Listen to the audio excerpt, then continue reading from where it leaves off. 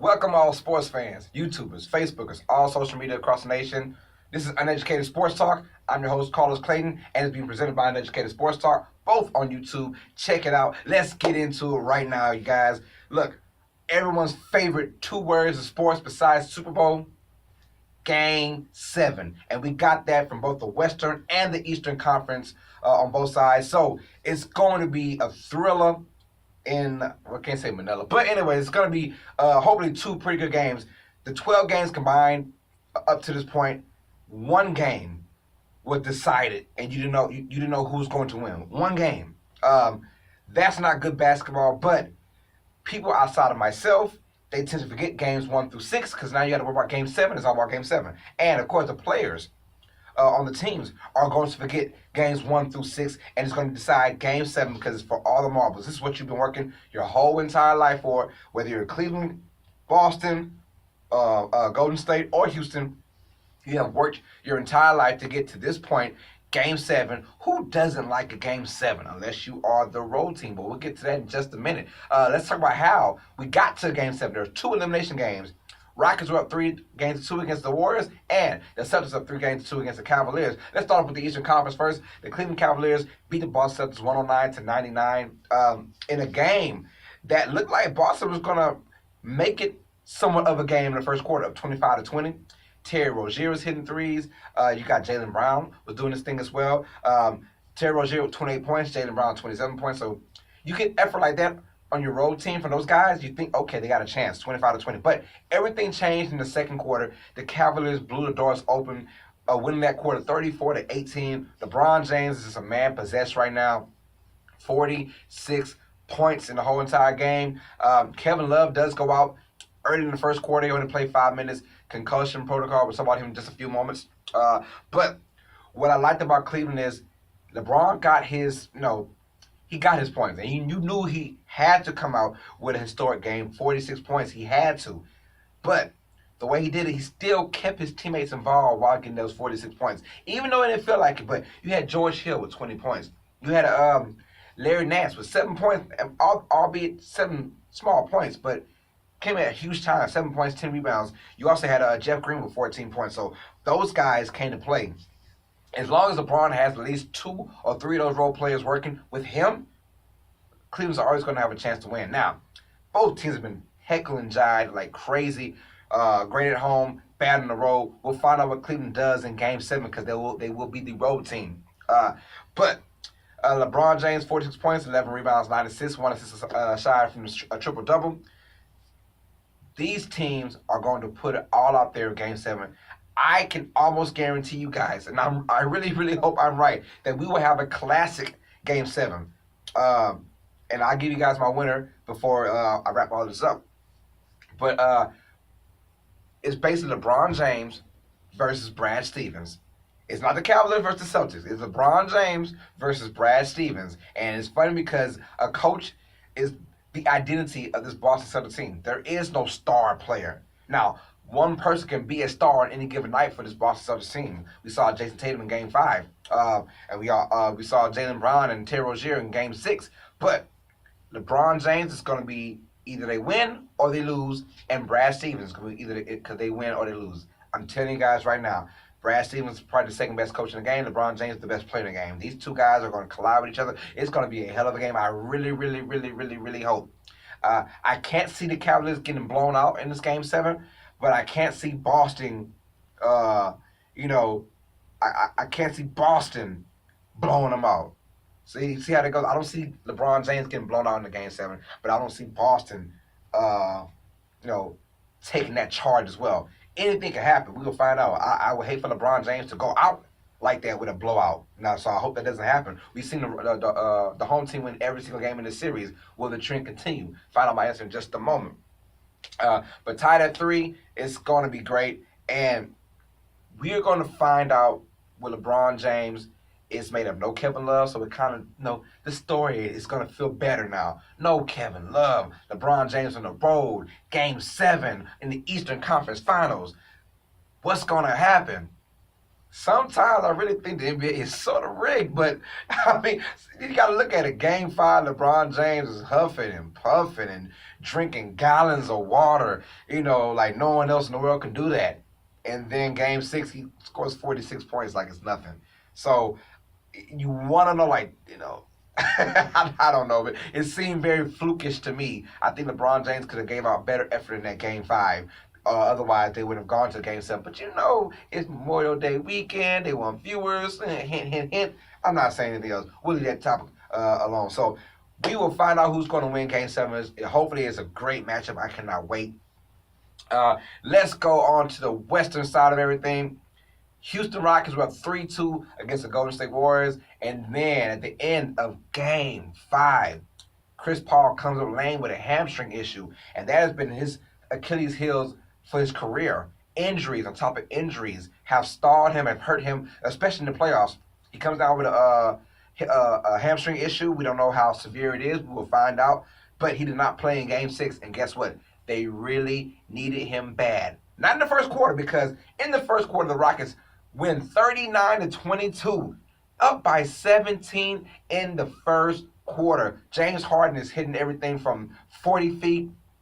Eric Gordon is hitting everything. And Eric Gordon, if somehow Houston does win this series, Eric Gordon should be the MVP of the Western Conference Finals, because without his contribution to the team, they are nowhere in this series, because he is hitting all kind of shots, especially when he's wide open. Those are the shots he's really nailing down. I mean, you're supposed to if you're an NBA player. But he is making some big shots after when the Warriors hit a big shot. So that's showing me that Eric Gordon is in this, whether he is starting or he's coming off the bench. But he's in this. He is locked and he's focused. Because sometimes, especially last year, we saw that there are times where he just wasn't focused. And he was the ace. He's the wild card for the Rockets. If he's doing well, that means the team is usually doing well. But what killed these guys is turnovers. Just about 20 turnovers for the game, and that led to a ton of Golden State Warriors points, because after that 39-22 first quarter outburst by the Houston Rockets, they wound up getting beat from the second quarter to the fourth quarter, 93-64. They got blown out the doors, especially in that third quarter where Golden State is known to have crazy third quarters. But I mean, they scored the first 12 points to take a 62-61 lead in that third quarter. And quite frankly, it was back and forth for another 4 or 5 minutes. But after that, the Warriors just took over. Klay Thompson, 35 points. He was a man possessed, especially from three-point land. I believe it was, who was he from three? I want to say 7 for 13, something like that. But he was just hitting them. Or maybe it was 9 for 14 for 3. I don't know. But he was hitting all kind of threes. And Steph Curry, 29 points. KD, 23 points. Those guys together, if they do enough scoring, then maybe you can get Andre Iguodala back for Game 7. Maybe. We are not quite sure yet. We will find out what's going on. But this was a game where Chris Paul could have been used quite well. Especially, just imagine Chris Paul being there, and they're up by 17 points in that first quarter, at the end of the first quarter. He can manage the game. The turnovers killed him. He's the one dominant ball handler outside of James Harden who can do his thing. James Harden put up all kind of crazy shots. We all know what James Harden game is. It's the step-back three-pointer, or he's driving the lane with a three, maybe alley-ooping it to the Clint Capella, or throwing out to Eric Gordon. He's maybe a 1.5 trick pony. You know what you get out of James Harden. But Chris Paul is the guy that settles everything down. When James Harden isn't getting going, Chris Paul is there to take his step. Now, I feel bad for Chris Paul, because I really, really want to see him go far. And if Houston does go with it, I really hope that he is healthy and ready to go. Because what if Houston does win? They're at home. So what if Houston does go at home without Chris Paul and they beat the Golden State Warriors? Then most likely you're playing against the Cleveland Cavaliers or Boston Celtics, who all of a sudden have a great chance at winning now if you have no Chris Paul. So it's going to be very interesting to see what goes on down the stretch. And hopefully we get a good Game 7 from that squad, because the Warriors dominated 115-86 in that Game 6. Draymond Green, he said, look, you'll be a fool to not believe me. We're going to Game 7 in Houston. And for that first quarter, I sure was a fool, because I thought it was pretty much over with. But it doesn't matter what kind of lead you have against the Warriors, especially when they're playing in Oracle Arena. So we're going to find out what the Warriors are all about on the road. Once again, they did still won, as well as the Rockets still won the road team. So this has been a series for a while. The only problem is, out of that one game, that game 5 was a spectacular 95-92 game. I loved every second of it. I was down with it. That's how NBA playoffs should be played every single game, but we just don't get it with this spread out offense now. There's a lot more threes being taken, and there's a lot more times threes actually go in. So we will see, man. So I'm very interested in going on, see what's going on with this game 7. So down to my predictions. Eastern Conference, Celtics and the Cavaliers, and in the Western Conference, Warriors and the Rockets. Let's go. I will not stop saying this. I'm going to say it till it actually doesn't happen. No, you got to fool me. I think Cleveland goes into Game 7 and wins Game 7. It's a shame because I've basically picked Cleveland every single game in this series. That's all of us have thought, that they're going to eventually get a road win. They're going to get a road win. And I see Cleveland, LeBron James, somehow, some way, the story, the dramatics is all leading up to this moment right here for him to do something very spectacular once again in Boston and to win and to go out, to the NBA Finals for, I believe, a 9th straight year in a row. I could be wrong, might be 8. It's just so many now. He's just dominated the Eastern Conference for almost a decade now. And then in the Western Conference Finals, same thing. The Warriors.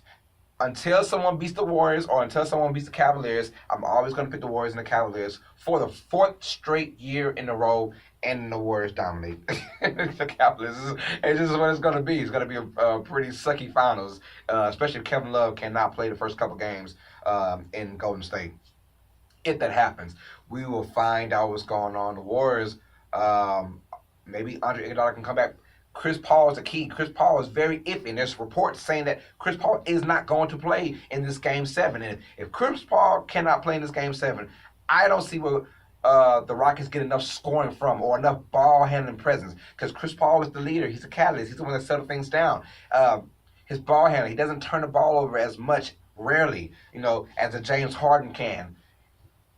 If James Harden has to do it by himself, 34, 35, 36, 38, 40 points is all good. But if you're just a one-trick pony by shooting straight threes, and if your threes are not hitting or not falling, good luck, Houston, without Chris Paul. I really hope Chris Paul does play, but the way that hamstring issue is, if he does play and he's only 50%, he's going to get blown out by Steph Curry and whoever's ball handler. They would use that, and so we're going to find out about that. But right now, I'm going with the Cavaliers against the Warriors. Both of those guys make it 4 in a row, and the Warriors dominate that series. I hate that so much, but that's the way the NBA is being played now. Please, comment down below. Who do you guys have winning each Game 7? Do you have the Boston winning at home and Houston at home? Because I would love to see a Boston versus Houston matchup. I would love that. It's something fresh blood. But I have no idea. So that being said, guys, please comment down below. Who do you have going to the NBA Finals? I have Cleveland versus Golden State. I always want to say Washington. I don't know why, but Cleveland versus Golden State, and then we'll find out what goes on from there. So it's gonna be an epic game. The Cavaliers and the Celtics probably play within the next couple hours. So like and subscribe to Uneducated Sports Talk on YouTube and Uneducated Network, where you see Uneducated Sports Talk on that show as well. That being said, you guys know what time it is. Sports fans, stay smart, stay uneducated. Peace. Hey, next episode, I will be talking about the NFL rules being changed, the kickoffs and national anthem. Hear my opinion about all that and much more. Peace out, y'all.